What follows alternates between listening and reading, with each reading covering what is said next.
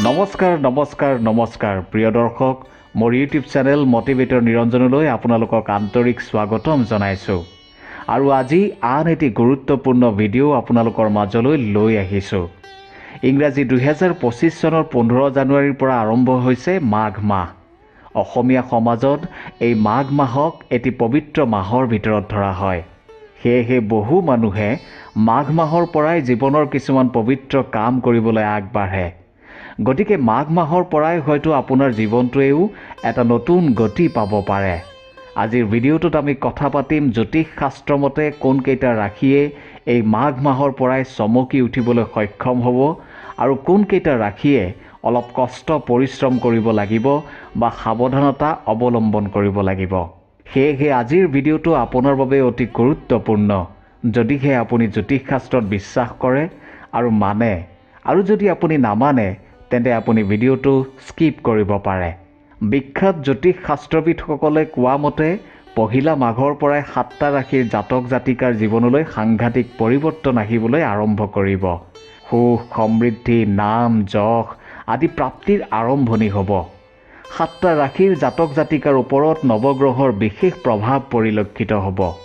লগতে তেওঁলোকে কৈছে যে এই মাঘ মাহৰ পৰা আন 5টা ৰাশিৰ জাতক জাতিকাই কিছুমান সাৱধানতা অৱলম্বন কৰাটো অতি জৰুৰী। জ্যোতিষ শাস্ত্ৰ আৰু হিন্দু পঞ্জিকাত উল্লেখ থকা মতে আপুনি যদি এই পবিত্ৰ মাঘ মাহৰ পৰাই কিছুমান বিধি অনুসৰি কাম কৰি যাব পাৰে তেন্তে আপোনাৰ ওপৰত ভগৱান মহাদেৱ আৰু মা লক্ষ্মী খুব প্ৰসন্ন হৈ ধন, ধান, সুখ, সমৃদ্ধি আদি প্ৰদান কৰাত কোনেও বাধা দিব নোৱাৰে। গতিকে আহক প্ৰথমে জানি লওঁ যে সেই 7টা ৰাশি কি যিকেইটা ৰাশিৰ জাতক জাতিকাই এই মাঘ মাহৰ পৰাই জীৱনটোৰ এক নতুন গতি অনুভৱ কৰিব পাৰিব। প্ৰথম ৰাশিটো হৈছে কন্যা ৰাশি। বিখ্যাত জ্যোতিষসকলে কোৱা মতে এই পবিত্ৰ মাঘ মাহৰ পৰা কন্যা ৰাশিৰ লোকসকলে মা লক্ষ্মী আৰু শনিদেৱৰ কৃপা লাভ কৰিবলৈ সক্ষম হ'ব। মা লক্ষ্মী আৰু শনিদেৱে তেওঁলোকৰ জীৱনৰ ওপৰত এনেদৰে কৃপা দৃষ্টি ৰাখিব যে এই ৰাশিৰ লোকসকলে জীৱনৰ যিকোনো সমস্যাৰ সমাধান বিচাৰি পাব। আৰ্থিক সমস্যা, মানসিক, শাৰীৰিক অশান্তি, ৰোগ ব্যাধি আদিৰ পৰা পৰিত্ৰাণ পাবলৈ সক্ষম হ'ব। কন্যা ৰাশিৰ লোকসকলৰ কৰ্ম সংস্থাপনক লৈ যদি কোনো সমস্যা আছিল তেন্তে এই মাঘ মাহৰ পৰাই নাইকিয়া হ'ব। শনিদেৱৰ কৃপাত তেওঁলোকে চাকৰি বা অন্য কৰ্ম সংস্থাপন লাভ কৰিবলৈ সক্ষম হ'ব। যিসকলে কোনো কৰ্মত নিয়োজিত হৈ আছে তেওঁলোকে পদোন্নতি লাভ কৰিব পাৰিব বুলি কোৱা হৈছে। কন্যা ৰাশিৰ লোকসকলে এই মাঘ মাহৰ পৰাই এক সাংঘাতিক পৰিৱৰ্তন অনুভৱ কৰিবলৈ সক্ষম হ'ব। মা লক্ষ্মী আৰু শনিদেৱৰ উপৰিও কন্যা ৰাশিৰ লোকৰ ওপৰত ভগৱান মহাদেৱৰ কৃপা দৃষ্টি থাকিব, যাৰ বাবে তেওঁলোকৰ জীৱনলৈ সুখ, শান্তি, সমৃদ্ধিৰ আগমন ঘটিব। এই কন্যা ৰাশিৰ লোকসকলে যদি নতুনকৈ ঘৰ বাৰী সজা, গাড়ী মাটি আদি কিনা নাইবা কোনো মূল্যৱান বস্তু কিনিম বুলি মনতে ভাবি আছে তেন্তে এই মাঘ মাহটো তেওঁলোকৰ বাবে অতি উত্তম বুলি কোৱা হৈছে। শনিদেৱ আৰু মা লক্ষ্মীৰ কৃপা যিহেতু কন্যা ৰাশিৰ লোকৰ ওপৰত আছে, সেয়েহে এই সময়খিনি এই ৰাশিৰ লোকৰ বাবে অত্যন্ত লাভজনক। মানে সময় আপোনাৰ পক্ষত আছে। এতিয়া সম্পূৰ্ণ আপোনাৰ ওপৰত নিৰ্ভৰ কৰিব যে আপুনি এই সময়খিনি কেনেদৰে ব্যৱহাৰ কৰে। প্ৰিয় দৰ্শক, আপোনাৰো যদি কন্যা ৰাশি তেন্তে আপোনাৰ সময়খিনিৰ উত্তম ব্যৱহাৰ কৰক আৰু কমেণ্টত জয় মা লক্ষ্মী বা হৰ হৰ মহাদেৱ লিখি নিজৰ লগতে আমাকো উৎসাহিত কৰক। এতিয়া আহিছোঁ দ্বিতীয় ৰাশিটোলৈ। এই পবিত্ৰ মাঘ মাহৰ পৰা ভাগ্য সলনি হ'বলগীয়া দ্বিতীয় ৰাশিটো হৈছে তুলা ৰাশি। এই ৰাশিৰ লোকৰ ওপৰতো মা লক্ষ্মী আৰু প্ৰভু শনিদেৱৰ কৃপা দৃষ্টি থাকিব। শনিদেৱৰ কৃপাত এই সময়খিনিৰ ভিতৰত তুলা ৰাশিৰ লোকে আৰ্থিক দিশত ভাল ফল পাবলৈ সক্ষম হ'ব। কোনো তুলা ৰাশিৰ ব্যক্তিয়ে যদি কোনো ধাৰ বা ঋণত পোত গৈ আছে তেন্তে তেওঁলোকে এই পবিত্ৰ সময়খিনিৰ পৰাই ধাৰ, ঋণ আদি পৰিশোধ কৰিব পাৰিব। এটা কথা মনত ৰাখিব, আপুনি যদি আগতে কোনো কামৰ বাবে পৰিশ্ৰম কৰিছে তেন্তে এই পবিত্ৰ মাঘ মাহৰ সময়খিনিৰ পৰাই আপুনি তাৰ ফল লাভ কৰিবলৈ সক্ষম হ'ব। আপুনি যদি বহুদিনৰ পৰাই কোনো এটা কামত সফল হ'ব পৰা নাই, কোনো এটা কাম কৰিছে কিন্তু আপুনি বিচৰা মতে তাৰ ফল পোৱা নাই, তেন্তে মনত ৰাখিব এই পবিত্ৰ মাঘ মাহৰ পৰাই আপোনাৰ সময় সলনি হ'ব বুলি কোৱা হৈছে। আপুনি যি কামতে হাত দিব তাতে সফলতা অৰ্জন কৰিব পাৰিব। আপোনাৰ জীৱনৰ ওপৰত মা লক্ষ্মী আৰু শনিদেৱৰ উপৰিও ভগৱান মহাদেৱৰ সুদৃষ্টি থাকিব। ভগৱান মহাদেৱৰ কৃপাত আপোনাৰ আত্মবিশ্বাস দৃঢ় হ'ব আৰু আত্মবিশ্বাস দৃঢ় হোৱাৰ বাবেই আপুনি ভাবি চিন্তি কৰা যিকোনো কামত সফল হ'ব পাৰিব। কোৱা হৈছে যে কোনো তুলা ৰাশিৰ লোকে যদি পবিত্ৰ মাঘ মাহৰ সময়খিনিৰ পৰাই কোনো ব্যৱসায় বাণিজ্য আৰম্ভ কৰে তেন্তে তেওঁ সফল হ'ব পাৰিব। সমাজত আপোনাৰ নাম যশ বাঢ়িব। আপুনি সমাজত সন্মানৰ লগতে কোনো এক স্তৰত স্বীকৃতি পাবলৈও সক্ষম হ'ব। পৰিয়াল, বন্ধু বান্ধৱী, আত্মীয় কুটুম আদি সকলো ফালৰ পৰাই সহায় সহযোগিতা লাভ কৰিব পাৰিব। জ্যোতিষ শাস্ত্ৰৰ মতে পহিলা মাঘৰ পৰা তুলা ৰাশিৰ ওপৰত বহুকেইটা শুভ সংযোগ আহিছে। সেয়েহে আপোনাৰ সময়বোৰ ভালদৰে অতিবাহিত হ'ব। আপুনি যদি অতীতত কোনো ভুল কৰিছে তেন্তে সেই ভুলৰ পুনৰাবৃত্তি নকৰিব। সেই ভুলৰ শুধৰণি কৰি আগবাঢ়ক।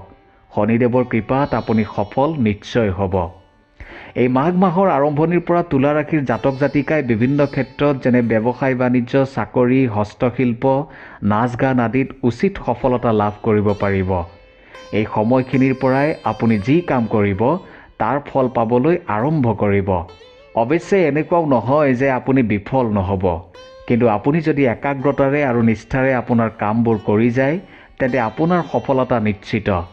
তুলা ৰাশিৰ লোকৰ বাবে প্ৰেম বা সাংসাৰিক জীৱনৰ বাবে এই পবিত্ৰ মাঘ মাহৰ সময়খিনি অতি উত্তম বুলি কোৱা হৈছে। যদি আপোনাৰো ৰাশি তুলা তেন্তে আপুনি সদায় পুৱা গধূলি জয় মা লক্ষ্মী আৰু ভগৱান মহাদেৱৰ জপ কৰিব আৰু কমেণ্ট কৰি জনাব। তৃতীয় ৰাশিটো হৈছে কুম্ভ ৰাশি, যিটো ৰাশিৰো ভাগ্য এই চলি থকা পবিত্ৰ মাঘ মাহৰ পৰাই সলনি হ'ব। কুম্ভ ৰাশিৰ জাতক জাতিকাৰ জীৱনতো মা লক্ষ্মী আৰু শনিদেৱৰ বিশেষ কৃপা থাকিব। এই মাঘ মাহৰ সময়খিনিৰ পৰাই কুম্ভ ৰাশিৰ জাতক জাতিকাৰ জীৱনলৈ ডাঙৰ পৰিৱৰ্তন আহিব বুলি কোৱা হৈছে। এই ৰাশিৰ লোকৰ জীৱন অধিক সুখময় আৰু আনন্দময় হৈ উঠিব। যদি কোনো কুম্ভ ৰাশিৰ লোকে কোনো ঘৰ দুৱাৰ, মাটি, গাড়ী, সম্পত্তি আদি ক্ৰয় কৰাৰ কথা চিন্তা কৰি আছে তেন্তে এই মাঘ মাহটো অতি উত্তম সময় বুলি কোৱা হৈছে। এই ৰাশিৰ কোনো লোকৰ যদি আৰ্থিক সমস্যা হৈ আছে তেন্তে পবিত্ৰ মাঘ মাহৰ পৰাই সেই সমস্যাৰ সমাধান বিচাৰি পাব। ব্যৱসায়ীসকলৰ বাবে এই সময়খিনি অতি উত্তম। মাঘ মাহৰ আৰম্ভণিৰ পৰাই ব্যৱসায়ীসকলে যথেষ্ট লাভৰ সন্মুখীন হ'বলৈ সক্ষম হ'ব। কোৱা হৈছে যে পহিলা মাঘৰ পিছত কুম্ভ ৰাশিৰ জাতক জাতিকাৰ হঠাৎ ধন প্ৰাপ্তিৰ যোগো আছে। আপোনাৰ যদি কুম্ভ ৰাশি আৰু আপুনি যদি কোনো কাম আৰম্ভ কৰিম বুলি বহুদিনৰ পৰাই ভাবি আছে তেন্তে এই পবিত্ৰ মাঘ মাহতে আৰম্ভ কৰিলে আপুনি নিশ্চয় সফলতাৰ জখলাত বগাব পাৰিব। ইতিমধ্যে কৰ্মক্ষেত্ৰত জড়িতসকলৰ উন্নতি নিশ্চিত আৰু কৰ্ম সংস্থাপনৰ সন্ধানত থকাসকলে নতুন নতুন সুযোগ পাবলৈ সক্ষম হ'ব। এই মাঘ মাহৰ পৰাই কুম্ভ ৰাশিৰ জাতক জাতিকাৰ মনলৈ ধনাত্মক শক্তিৰ আগমন ঘটিব, যিয়ে তেওঁলোকৰ জীৱনলৈ আশাৰ ৰেঙনি কঢ়িয়াই আনিব। আপুনি আপোনাৰ জীৱনত এনেকুৱা কিছুমান সুযোগ পাব যিয়ে আপোনাৰ জীৱন সলনি কৰাত সহায় কৰিব। গতিকে এই উত্তম সময়খিনিৰ সুযোগ গ্ৰহণ কৰি আপোনাৰ জীৱনটো আগবঢ়াই নিয়ক। আপোনাৰো যদি কুম্ভ ৰাশি তেন্তে আপুনিও সদায় ৰাতিপুৱা গধূলি জয় মা লক্ষ্মী, জয় শনিদেৱ আৰু ভগৱান মহাদেৱৰ নাম জপ কৰিব। এনে কৰিলে আপুনি প্ৰতি মুহূৰ্ততে উৎসাহিত হৈ থাকিব। চতুৰ্থ ভাগ্যৱান ৰাশিটো হৈছে মিথুন ৰাশি। এই ৰাশিৰ লোকৰ ওপৰত পৰিয়ালৰ বিশেষকৈ পিতৃ মাতৃৰ আশীৰ্বাদ সদায় থাকিব। যিসকলে বহুদিনৰ পৰা কিবা এটা কাম কৰিম বুলি ভাবি আছে সেইসকলে এই পবিত্ৰ মাঘ মাহতে আৰম্ভ কৰিলে উত্তম ফল পাব বুলি কোৱা হৈছে। বিশেষকৈ কোনোবাই যদি বিদেশ ভ্ৰমণৰ কথা চিন্তা কৰি আছে তেন্তে চলি থকা মাঘ মাহৰ পৰাই তেওঁলোকে বিদেশ ভ্ৰমণৰ সুযোগ লাভ কৰিব। শনিদেৱ আৰু মা লক্ষ্মীৰ কৃপাত আপোনাৰ জীৱনলৈ সুখ, শান্তি আৰু সমৃদ্ধি নামি আহিব। আপুনি যদি কোনো আইনী সমস্যাত পৰি আছে তেন্তে নিশ্চিন্ত থাকক। ভাবি চিন্তি আগবাঢ়িলে আপোনাক আইনে লগ দিব। আপুনি ন্যায় পাব। মাঘ মাহৰ আৰম্ভণিৰে পৰাই আপোনাৰ আৰ্থিক দিশৰ সমস্যাৰ অন্ত পৰিব। আপুনি আশা কৰি থকা বহু কাম এটা এটাকৈ পূৰণ হ'বলৈ আৰম্ভ কৰিব। মিথুন ৰাশিৰ কোনো জাতক জাতিকাৰ সাংসাৰিক জীৱনত যদি কোনো সমস্যাই দেখা দিছে তেন্তে এই পবিত্ৰ মাঘ মাহৰ সময়খিনিৰ পৰাই সাংসাৰিক সম্পৰ্ক মজবুত হ'বলৈ আৰম্ভ কৰিব। মনত থকা ভুল বুজাবুজিৰ অন্ত পৰিব। কৰ্মসংস্থাপনহীন লোকসকলৰ কৰ্মসংস্থাপন পোৱাৰ যোগ আছে। মাঘ মাহতেই মিথুন ৰাশিৰ লোকসকলৰ জীৱনত এক ডাঙৰ পৰিৱৰ্তন হোৱাৰ সম্ভাৱনা আছে। প্ৰিয় দৰ্শক, আপোনাৰো যদি মিথুন ৰাশি তেন্তে আপুনিও সম্পূৰ্ণ শ্ৰদ্ধাৰে সদায় পুৱা গধূলি জয় মা লক্ষ্মী, জয় শনিদেৱ আৰু হৰ হৰ মহাদেৱৰ নাম জপ কৰিব। এনে কৰিলে সকলো নেতিবাচক চিন্তা আপোনাৰ মনৰ পৰা নাইকিয়া হ'ব। পঞ্চমটো ভাগ্যশালী ৰাশি হৈছে মেঘ ৰাশি। ধৰি লওক আপোনাৰ মেঘ ৰাশি আৰু আপোনাৰ মনত বহু দিনৰে পৰাই কোনো দুখ অশান্তি আমনি কৰি আছে। আপুনি যদি ভাবি আছে যে মোৰ লগতে এনেকুৱা কিয় হয়, আনেই কৰিব পাৰিছে, মই কিয় কৰিব পৰা নাই, তেন্তে মনত ৰাখিব এই পবিত্ৰ মাঘ মাহৰ পৰা আপোনাৰ মনলৈ নতুন উদ্যম আহিব। আপোনাৰ মনত কাম কৰাৰ প্ৰতি দুৰন্ত হেঁপাহ জাগিব, যাৰ ফলত আপুনি আপোনাৰ জীৱনটোৰ খলা বমা আঁতৰাই মসৃণ কৰিব পাৰিব। এই মাঘ মাহতে মেঘ ৰাশিৰ লোকৰ জীৱনত শুভ সংযোগ ঘটিব বুলি কোৱা হৈছে। শনিদেৱৰ কৃপাত মেঘ ৰাশিৰ লোকৰ জীৱনলৈ ধনৰ আগমন ঘটিব। নতুনকৈ ব্যৱসায় বাণিজ্য কৰিম বুলি ভাবিলে ভাল ফলাফল লাভ কৰিবলৈ সক্ষম হ'ব। এই মাঘ মাহৰ পৰাই আপোনাৰ আৰ্থিক দিশটো টনকিয়াল হৈ উঠিব। আপুনি আপোনাৰ সামৰ্থ্য অনুযায়ী কোনো নতুন কাম হাতত ল'লে তাত আপুনি সফল হ'ব পাৰিব। আপোনাৰ জীৱনত যদি দুখ দৰিদ্ৰতাই দেখা দিছে, তেন্তে এই পবিত্ৰ সময়ৰ পৰাই সকলো আঁতৰি শুভ সময়ৰ আগমন ঘটিব। পবিত্ৰ মাঘ মাহতে মেঘ ৰাশিৰ জাতক জাতিকাই কৰ্মসংস্থাপন লাভ কৰিবলৈ সক্ষম হ'ব। এই মাহতে আপোনাৰ বাহন প্ৰাপ্তিৰো যোগ আছে। গতিকে সদায় ৰাতিপুৱা গধূলি জয় মা লক্ষ্মী, জয় শনিদেৱ আৰু ভগৱান মহাদেৱৰ নাম জপ কৰিবলৈ নাপাহৰিব। ষষ্ঠটো ভাগ্যৱান ৰাশি হৈছে সিংহ ৰাশি। পবিত্ৰ মাঘ মাহৰ সময়ছোৱাত সিংহ ৰাশিৰ জাতক জাতিকাৰ ওপৰত মা লক্ষ্মী আৰু শনিদেৱৰ কৃপা দৃষ্টি থাকিব। লগতে ভগৱান মহাদেৱ সদায় খুব প্ৰসন্ন হৈ থাকিব। আপোনাৰ যদি সিংহ ৰাশি তেন্তে মনত ৰাখিব এই সময়ছোৱাত আপোনাৰ আৰ্থিক দিশৰ উন্নতি হ'ব।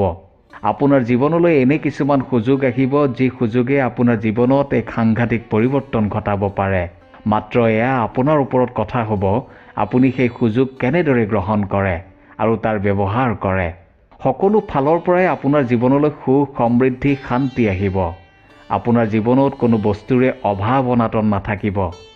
আপুনি যদি সঁচাকৈয়ে কোনো সমস্যাত পৰি আছিল তেন্তে আপুনি এই সময়খিনিৰ সৎ ব্যৱহাৰ কৰক, কাৰণ এই পবিত্ৰ মাঘ মাহৰ পৰাই আপোনাৰ সেই সকলো সমস্যা নাইকিয়া হ'ব, যি সমস্যাৰ বাবে হয়তো আপুনি বহুদিনৰে পৰা অশান্তিত ভুগি আছে। আপুনি সম্পূৰ্ণ নিষ্ঠা আৰু একাগ্ৰতাৰে যি কামেই নকৰক সকলোতে সফলতা পাবলৈ সক্ষম হ'ব। এই ৰাশিৰ বিদ্যাৰ্থীৰ বাবে পবিত্ৰ মাঘ মাহৰ সময়খিনি অতি উত্তম। তেওঁলোকে যদি সম্পূৰ্ণ একাগ্ৰতাৰে অধ্যয়ন কৰে তেন্তে তেওঁলোকে ভবাতকৈও অধিক উন্নতি লাভ কৰিব পাৰিব। বিদেশত গৈও শিক্ষা লাভৰ সুযোগ পাব। সন্তানহীন দম্পতীৰ বাবেও এই মাঘ মাহৰ সময়খিনি খুবেই শুভ বুলি কোৱা হৈছে।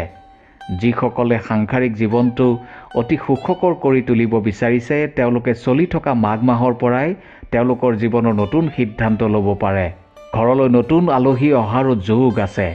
কিন্তু এটা কথা এইখিনিতে কৈ থওঁ, মানুহৰ জীৱনলৈ সুযোগবোৰ কেতিয়াও হঠাৎ নাহে। কিছুমান সৰু সৰু কামৰ যোগেদি আপোনাৰ মোৰ জীৱনলৈ এই সুযোগবোৰ আহে, যাক গ্ৰহণ কৰি সৎ ব্যৱহাৰ কৰিব পাৰিলেহে উন্নতি কৰিব পাৰি। হাতলৈ অহা সুযোগবোৰ অলাগতিয়াল বুলি ভাবি এৰি দিলে সেইবোৰে ভৱিষ্যতে সমস্যা হৈ দেখা দিয়ে। গতিকে আপুনিও যদি সিংহ ৰাশিৰ লোক হয় তেন্তে সদায় পুৱা গধূলি জয় মা লক্ষ্মী, হৰ হৰ মহাদেৱ আৰু জয় শনিদেৱৰ নাম জপ কৰিবলৈ নাপাহৰিব। লগতে পাৰিলে মহামৃত্যুঞ্জয় মন্ত্ৰটো জপ কৰিব পাৰে। এনে কৰিলে কোনো নেতিবাচক চিন্তাই আপোনাক স্পৰ্শ কৰিব নোৱাৰে। এতিয়া আহিছোঁ সপ্তম ৰাশিটোলৈ, যিটো ৰাশি পহিলা মাঘৰ পৰা চমকি উঠিব বুলি কোৱা হৈছে। সেই ৰাশিটো হৈছে বৃশ্চিক ৰাশি। এই পবিত্ৰ মাঘ মাহৰ পৰাই মা লক্ষ্মী আৰু শনিদেৱৰ কৃপা দৃষ্টি বৃশ্চিক ৰাশিৰ জাতক জাতিকাৰ ওপৰত থাকিব। এই সময়খিনি বৃশ্চিক ৰাশিৰ লোকসকলৰ বাবে বহু গুণে ভাল সময়। এই সময়খিনিত তেওঁলোকে নিজৰ জীৱনত বহুখিনি শুভ পৰিৱৰ্তন দেখিবলৈ সক্ষম হ'ব। যদি কোনো বৃশ্চিক ৰাশিৰ লোকে কোনো সমস্যাত ভুগি আছে বা কোনো এটা কামত সফল হ'ব পৰা নাই, তেন্তে এই পবিত্ৰ মাঘ মাহৰ পৰাই তেওঁলোকৰ জীৱনত এটা এটা সমস্যাৰ সমাধান হ'ব। এই বৃশ্চিক ৰাশিৰ লোকসকলে যি কামতে হাত দিব সেই কামেই সফল হ'ব। আপোনাৰ যদি বৃশ্চিক ৰাশি তেন্তে এই মাঘ মাহৰ পৰাই আপোনাৰ জীৱনটোৱে এক নতুন গতি কৰিব। আপোনাৰ জীৱনত এটা এটা নতুন নতুন সফলতাৰ যোগ আছে বুলি কোৱা হৈছে। কিন্তু আপুনি এই সময়খিনিত নিজক অলপ সময় দিব লাগিব। আপুনি নিজক গুৰুত্ব দিব লাগিব, কাৰণ নিজক গুৰুত্ব আৰু সময় দিলে আপুনি ভাল ফল লাভ কৰিবলৈ সক্ষম হ'ব। আপুনি যদি কোনো নতুন কামত জড়িত হ'ব বিচাৰে তেন্তে আপুনি শুভ ফল লাভ কৰিবলৈ সক্ষম হ'ব। ব্যৱসায় বাণিজ্যত আপোনাৰ অধিক লাভৰ যোগ আছে। প্ৰেম আৰু সাংসাৰিক জীৱন সুখকৰ হ'ব আৰু পৰিয়ালৰ লোকৰ মাজত মিলা প্ৰীতি বাঢ়িব। সেয়েহে আপুনি যদি বৃশ্চিক ৰাশিৰ অধিকাৰী তেন্তে সম্পূৰ্ণ শ্ৰদ্ধাৰে সদায় পুৱা গধূলি মহামৃত্যুঞ্জয় মন্ত্ৰৰ লগতে জয় মা লক্ষ্মী আৰু জয় শনিদেৱৰ নাম জপ কৰিব। এনে কৰিলে আপোনাৰ শৰীৰ আৰোগ্য কৰি সৰ্বদোষ নাশ হ'ব। প্ৰিয় দৰ্শক, এয়া আছিল সেই 7টা ৰাশি, যিকেইটা ৰাশি এই পবিত্ৰ মাঘ মাহৰ পৰাই বহু শুভ ফল লাভ কৰিব বুলি জ্যোতিষ শাস্ত্ৰবিদে কৈছে। এতিয়া জানো আহক সেই 5টা ৰাশি, যিকেইটা ৰাশিৰ লোকে আগন্তুক এমাহলৈ অলপ সাৱধানতা অৱলম্বন কৰি চলিবলৈ বিভিন্ন জ্যোতিষবিদে মতামত আগবঢ়াইছে। এই সময়ছোৱাত এই 5টা ৰাশিৰ জাতক জাতিকাৰ ধন, স্বাস্থ্য আৰু সাংসাৰিক ক্ষেত্ৰত সমস্যাৰ সৃষ্টি হ'ব পাৰে বুলি কোৱা হৈছে। জ্যোতিষ দৃষ্টিকোণৰ পৰা কোনকেইটা ৰাশিয়ে এই আগন্তুক সময়খিনিত অলপ সাৱধানে থাকিব লাগিব সেই কথাখিনি ভালকৈ মন কৰিব। প্ৰথম ৰাশিটো হৈছে বৃষ ৰাশি। এই পবিত্ৰ মাঘ মাহৰ সময়ছোৱাত বৃষ ৰাশিৰ লোকসকলে কোনো কাৰণত আৰ্থিক ক্ষতিৰ সন্মুখীন হ'বলগীয়া হ'ব পাৰে। এই সময়ছোৱাত আপুনি কোনো ডাঙৰ সিদ্ধান্ত যেনে ধন বিনিয়োগ আদিৰ ক্ষেত্ৰত সতৰ্ক হৈ থাকিব। এই সময়ছোৱাত আপুনি আপোনাৰ স্বাস্থ্যৰ প্ৰতিও যত্ন ল'ব লাগিব। বিশেষকৈ পেটৰ লগত জড়িত সমস্যাৰ সৃষ্টি হ'ব পাৰে। সেয়েহে খোৱা বোৱাৰ ক্ষেত্ৰত অলপ সাৱধান হ'ব। কোনো গুৰুত্বহীন কাৰণত পৰিয়ালত কণ্ডলৰ সৃষ্টি হ'ব পাৰে। সেয়েহে তেনেবোৰ কাৰণৰ পৰা নিজকে আঁতৰাই ৰাখিবলৈ যত্ন কৰিব। দ্বিতীয়তে ধনু ৰাশি। এই সময়খিনিত আপুনি মানসিক চাপত ভুগিব পাৰে, কাৰণ আপুনি ভাবি থকা কামবোৰত হয়তো কিছুমান অনাকাংক্ষিত সমস্যাৰ সৃষ্টি হ'ব পাৰে। এই সময়খিনিত আপুনি কোনো তৰ্ক বিতৰ্কৰ পৰা আঁতৰি থকাটো অতিকৈ গুৰুত্বপূৰ্ণ বুলি কোৱা হৈছে। ধন বিনিয়োগৰ ক্ষেত্ৰত সঠিক সিদ্ধান্ত লৈহে আগবঢ়াটো উচিত হ'ব। পৰাপক্ষত আপুনি এই পবিত্ৰ মাঘ মাহটো যোৱাৰ পিছতহে তেনে চিন্তা কৰিলে ভাল। তৃতীয়তে মকৰ ৰাশি। মকৰ ৰাশিৰ লোকসকলৰ কামৰ বোজা বাঢ়িব। সেয়েহে হয়তো আপুনি ভাগৰুৱা অনুভৱ কৰিব, মানসিক চাপতো ভুগিব পাৰে। সম্পৰ্কত অশান্তিৰ সৃষ্টি হ'ব পাৰে। সেয়েহে কোনোবাই কিবা ক'লে তৎক্ষণাৎ তাৰ প্ৰতিক্ৰিয়া প্ৰকাশ নকৰি সময়লৈ অপেক্ষা কৰিব। গাড়ী ঘোঁৰা আদি চলাওঁতে অলপ সাৱধান হৈ থাকিব, কাৰণ কোনো দুৰ্ঘটনাই আপোনাক অনিষ্ট কৰিব পাৰে বুলি কোৱা হৈছে। এই ক্ষেত্ৰত এটা প্ৰতিকাৰ আপুনি ল'ব পাৰে, সেয়া হৈছে আপোনাৰ মনটো শান্ত কৰি ৰাখিবলৈ ধ্যান বা যোগাসন কৰিব পাৰে। আৰু এই যোগৰ সময়ত আপুনি মহামৃত্যুঞ্জয় মন্ত্ৰটো জপ কৰিব পাৰে। এনে কৰিলে বহু অশুভ শক্তি দূৰ হ'ব। চতুৰ্থ ৰাশিটো হৈছে মীন ৰাশি। এই মাঘ মাহৰ সময়ছোৱাত এই ৰাশিৰ লোকসকলে নিজৰ স্বাস্থ্যৰ প্ৰতি যত্ন ল'ব লাগিব, কাৰণ এই সময়ছোৱাত বিভিন্ন ৰোগে তেওঁলোকক অসুবিধাত পেলাব পাৰে। কাৰোবাক বিশ্বাস কৰাৰ আগত এবাৰ নিজেই চিন্তা কৰি চাব। ঘৰুৱা খৰচৰ ওপৰত ধ্যান দিব, কাৰণ হাতত পইচা থাকিলে খৰচৰ ৰাস্তা আপোনা আপুনি ওলায়। শেষৰ অৰ্থাৎ পঞ্চমটো ৰাশি হৈছে কৰ্কট ৰাশি। এই ৰাশিৰ লোকসকলৰ পৰিয়ালত পাৰিবাৰিক সংঘাত হ'ব পাৰে। সেয়েহে কিছুমান অলাগতিয়াল কথাক গুৰুত্ব নিদিব। আৱেগিক হৈ যিকোনো সিদ্ধান্ত নল'ব। শান্ত আৰু সুস্থিৰ মগজুৰেহে সিদ্ধান্ত ল'বলৈ আগবাঢ়িব। কৰ্মক্ষেত্ৰত ধৈৰ্য আৰু সংযম বজাই ৰাখিব। বিষয়টো ভালকৈ চালি জাৰি চাবলৈ বিজ্ঞজনৰ সহায় ল'ব। যিসকলৰ পৰা আপুনি পৰামৰ্শ ল'ব সেইবোৰ ভালকৈ আপুনিও নিজেই চালি জাৰি চাব। তাৰ পিছতহে সিদ্ধান্ত ল'ব। নিজৰ মন মগজু শান্ত আৰু স্থিৰ কৰিবলৈ মহামৃত্যুঞ্জয় মন্ত্ৰটো জপ কৰিব পাৰে। এনে কৰিলে আপোনাৰ শৰীৰ আৰু মন মগজুৰ পৰা যিকোনো অশুভ নেতিবাচক শক্তি দূৰ কৰাত সহায় কৰিব। প্ৰিয় দৰ্শক, বিভিন্ন জ্যোতিষবিদে আগবঢ়োৱা এই বিধিসমূহ বা নিয়মসমূহ পালন কৰি চলিলে আপুনি আগন্তুক এমাহত যিকোনো ক্ষেত্ৰত যিকোনো বাধা বিঘিনি অতি সহজে অতিক্ৰম কৰিব পাৰিব। মাত্ৰ এই এমাহ পাৰ হ'লেই এই 5টা ৰাশিৰ লোকৰ জীৱনৰ ওপৰত মা লক্ষ্মী, শনিদেৱ আৰু ভগৱান মহাদেৱৰ সুদৃষ্টি পৰিব। বিপদাশংকা থকা এই 5টা ৰাশিৰ শুভ কামনা কৰি আমিও ভগৱান মহাদেৱ, মা লক্ষ্মী আৰু প্ৰভু শনিদেৱৰ ওচৰত প্ৰাৰ্থনা জনাইছোঁ। লগতে সম্পূৰ্ণ 12টা ৰাশিৰ লোকলৈ আমাৰ এটাই অনুৰোধ, তেওঁলোকে যাতে কনিষ্ঠৰ পৰা আৰম্ভ কৰি গুৰু, বয়োজ্যেষ্ঠ, দীন দৰিদ্ৰলৈ কাকোৱেই অপমান নকৰে, কাৰোৱেই যাতে অনিষ্ট সাধন নকৰে, কাৰো লগতেই যাতে বাক বিতণ্ডত লিপ্ত নহয়, নিচাজাতীয় দ্ৰব্য, দান দিয়া বস্তু ঘূৰাই লোৱা আদি কাৰ্যৰ পৰা যাতে আঁতৰত থাকে। আৰু শেষত আপোনাৰ লগতে আপুনিও যদি এই ভিডিঅ'টোৰ যোগেদি উপকাৰ সাধিব বিচাৰিছে, তেন্তে ভিডিঅ'টো যিমান পাৰে সিমান শ্বেয়াৰ কৰিব। এনে কৰিলে আপোনাৰ লগতে আমিও উৎসাহিত হৈ পৰিম। শেষত মা লক্ষ্মী, শনিদেৱ আৰু ভগৱান মহাদেৱৰ ওচৰত শত প্ৰণাম জনাই অনাগত দিনবোৰত সকলো নৰমনুষ্যৰ আশু আৰোগ্য কামনা কৰি আজিৰ ভিডিঅ'টো ইমানতে সামৰিছোঁ। আপুনি যদি বিশ্বাস কৰে তেন্তে আপোনাৰ মতামত নিশ্চয় জনাব। ধন্যবাদ।